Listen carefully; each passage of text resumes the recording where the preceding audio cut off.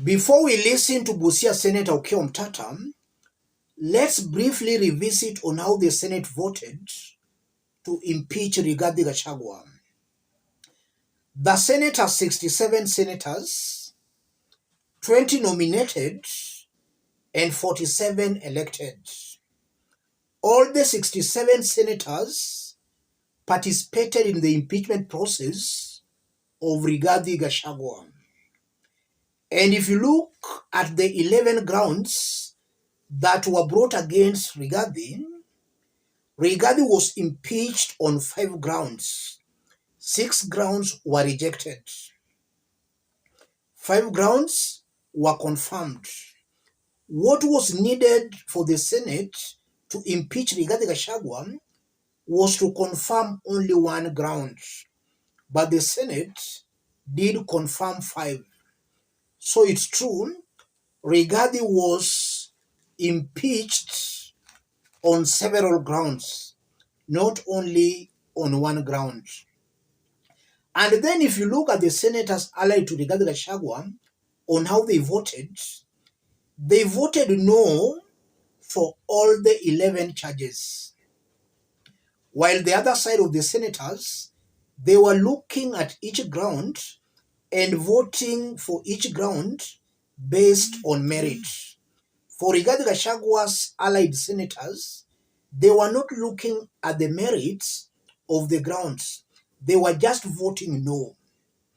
And that proves it to me that the senators allied to Rigathi Gachagua were the biggest letdown at the Senate, as other senators were looking at each ground independently. Rigathi Gachagua's allied senators were blind and just voting no blindly. Let's have a look on some of the senators who were with Rigathi Gachagua. Asige Kegechi Crystal, that's an ODM's nominated senator. I think it's high time ODM party should take action on that nominated senator. He's not serving the interest of the party and the interest of a majority of Kenyans. ODM party has to look into that senator. He voted to save Rigathi Gachagua. Joe Nyutu Muranga senator voted to save Rigathi Gachagua. Kamau Joseph Githuku, Lamu senator, voted to save Rigathi Gachagua. So you are seeing that even a senator in Lamu, instead of representing the interests of Lamu, he's trying to represent the interests of the mountain. I'm very sure that a whopping majority of indigenous Lamu residents wanted Rigathi Gachagua to go. Rigathi has been talking of a shareholding government. Rigathi has clearly been isolating Lamu residents by talking of shareholding for the mountain. So for a Lamu senator to vote in support of Rigathi Gachagua, it's high time Lamu residents should be very careful when electing their leaders. So Kamau Joseph Githuku Lamu voted no to save Rigathi. Karungo Thangwa Paul, Kiambu senator, voted no. Manzo Daniel Kitonga, Makueni senator, Wiper, voted no.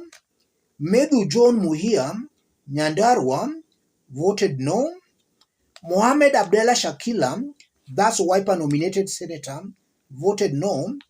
Murango James Kamau, Kirinyaga, voted no. Mudhama Agnes Kavindu, Machakos, voted no. Nderitu John Kinywa Laikipia senator, voted no. Okoiti Andrew Omtata Busia, voted no. And we are also going to listen to some remarks Okiya OMTATA made. Remarks that are going to inform the basis of our analysis right now. Seku Lenku Olekanar Kajiado voted no. And then Wambua Enoch Kioi Kitui voted no. Those senators voted no for all the charges. So you are seeing very clearly that those who saved Rigathi were mountain senators and Ukambani senators. And besides Ukambani and the mountain senators, we had Okiya OMTATA. Very unfortunate. And then this ODM nominated senator, the blind lady. And then also Kajiado senator voted to save Rigathi Gachagua. I fail to understand how Ukambani could vote to save Rigathi, while Rigathi has been isolating Ukambani. When Rigathi talks of a shareholding government, he has clearly been isolating the entire country. So these Kamba senators, they voted for the best interest of Kalonzo Musyoka, not their people. Rigathi has been a very divisive personality, and impeaching him was the best gift the Senate could give to Kenyans. But Ukambani senators and these mountain senators voted to save him. But at the end of the day, a majority of the senators impeached Rigathi Gachagua. Let's now have a look at this short clip of Okiya OMTATA before we continue. Now, what next for former Deputy President Rigathi Gachagua? He has to try the courts, but given the level of state capture, I don't see him having a very good chance. But let us wait and see what happens. But at least he should have been given a hearing, at least to defend himself. Even me, I had questions for him to clarify, and I didn't get the chance to ask him those questions. I voted no to all the charges because I don't believe that I can live with my conscience condemning a man to such a sentence when I'm not convinced above reasonable doubt. Yes, that's Okiya OMTATA.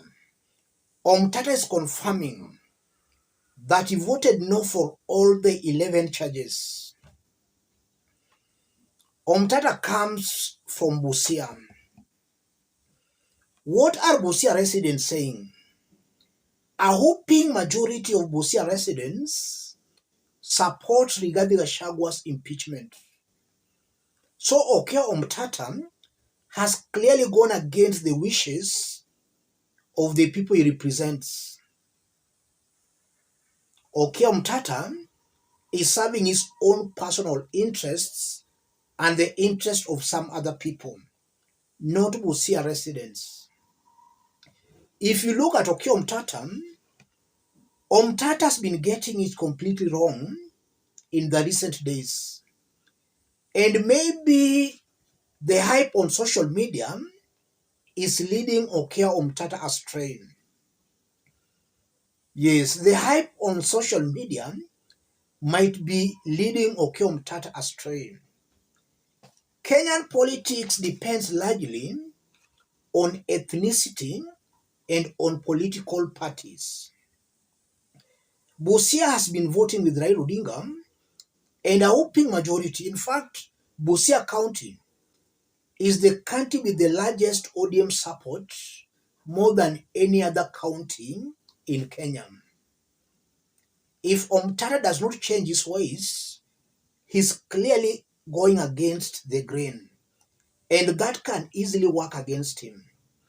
In 2022 elections, OMTATA was elected the senator because he was supporting Raila Odinga. Even though he was not in ODM party, his presidential candidate was Raila Odinga, and he campaigned for his senatorial candidature as he was also invoking Raila Odinga's name. It appears Okiya OMTATA, upon being elected the senator, he has forgotten about that and is now listening to what social media is saying. Social media hypes do die very fast, and that's also what is deceiving Babu Owino into thinking he's too popular to a point he can dislodge Raila Odinga from the Luo Nyanza vote. In this forum, we don't know how to beat about the bush. We hit the nail straight on the head. A few months ago here, I did state very clearly that Babu Owino was too far away from even beating Raila Odinga or succeeding Raila Odinga. I think that has started coming out very clearly. Babu Owino is almost rendering himself irrelevant in the Luo politics as I talk. And previously, I was very sure that Babu Owino could even retain his Embakasi seat very easily. Looking on how Babu Owino is playing his politics, even retaining Embakasi East seat, he will have to sweat for it. But some few months ago, retaining that seat was guaranteed. But if he continues the way he's going, then he will have to sweat to retain that seat. I'm not saying he will lose that seat. I'm just saying if he continues the way he's going, he will have to sweat to retain that seat. Same to Okiya OMTATA. If Omtatah does not change his politics, he will clearly sweat to be re-elected as Busia senator. Rigathi was clearly isolating Busia people. He was talking of a shareholding government. He was trying to block other Kenyan communities from joining the government, while all Kenyans are paying taxes. That's the person Okiya OMTATA voted to save. Okiya OMTATA never even looked at the 11 grounds. He just voted no, including the shareholding remarks that have been in the public domain. Okiya OMTATA still voted no. Let me stop it there. If you are watching us but you have not yet subscribed, subscribe, give the video a like. Let's meet in our next analysis. Thank you.